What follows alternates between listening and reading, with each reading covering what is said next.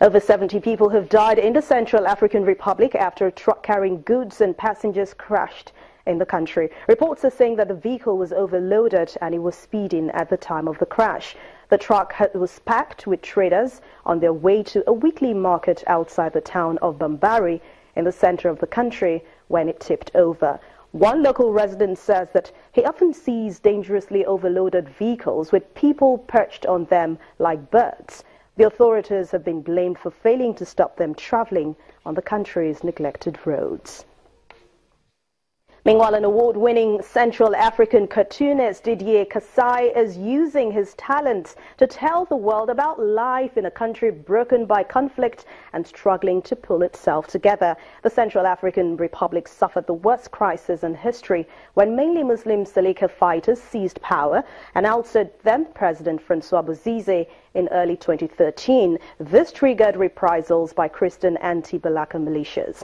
Months of several reprisal killings between Muslims and Christians ensued until elections last year ushered in relative calm.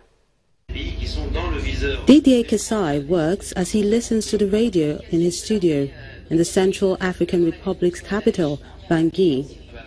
He is one of the country's most prominent cartoonists and uses his talent to discuss political, economic and social issues. He says his illustrations are a powerful tool to draw attention to the atrocities that followed the political crisis in the country. It's a heavy theme, but Didier uses satire and comedy to convey serious commentary and political cartoons, especially those critical of the government and authorities. They have been long criminalized in the C.A.R. Drawing for me is like a weapon. I use it to express myself. I decided to use it to denounce what happened in Central Africa at the beginning of 2013.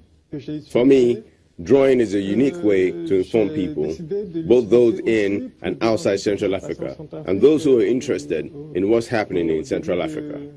In 2015, Didier published his latest animated book, Storm in Bangui, which was critically acclaimed in France and Canada.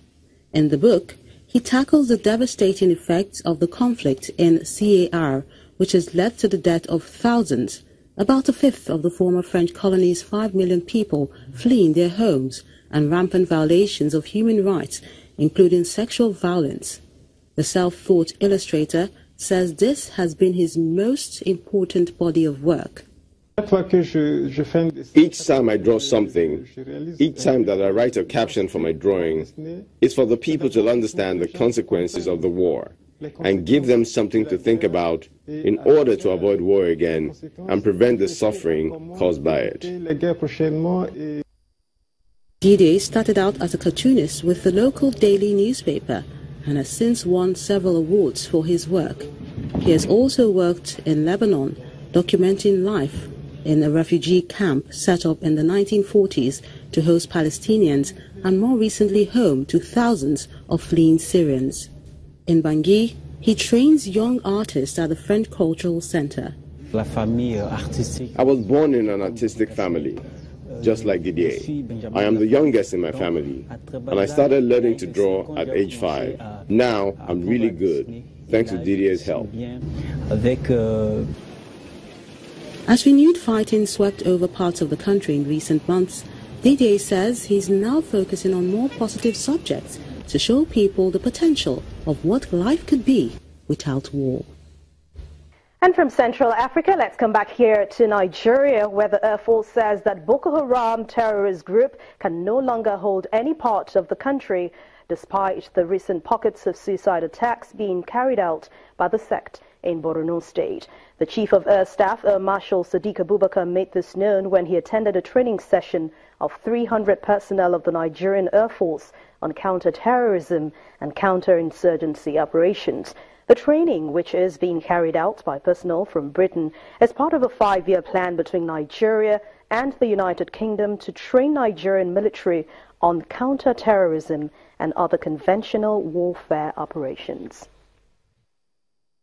The ingenuity of terrorist groups the world over leaves affected countries with no room to be complacent. Nigeria has its fair share of these crises, especially with the Boko Haram insurgency in the northeast and other related crimes across the country.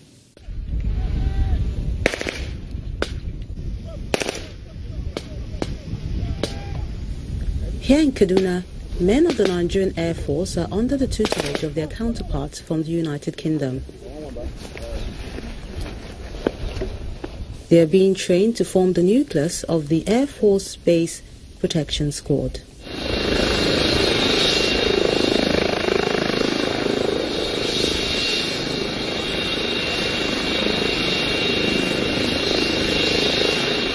A month into the exercise, the Chief of Air Staff is here to supervise the operations.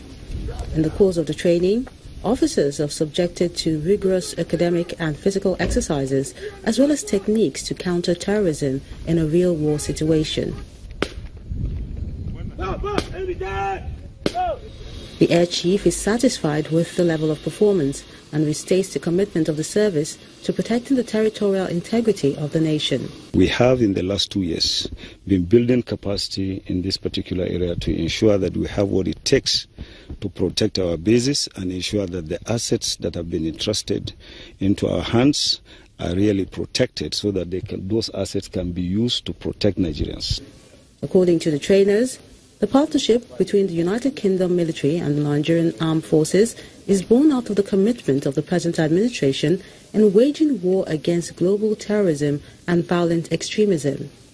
It's part of a 5-year plan to train twice a year the Nigerian Air Force Regiment to create a bespoke force for a bespoke task, and that bespoke task is to look after air assets and Nigerian Air Force bases, and indeed they could be used to look after international airports if that was the case, if that's what was required. The Nigerian Air Force says it will remain a major facilitator and force multiplier in the fight against terrorism through effective training of its personnel and those from other security services.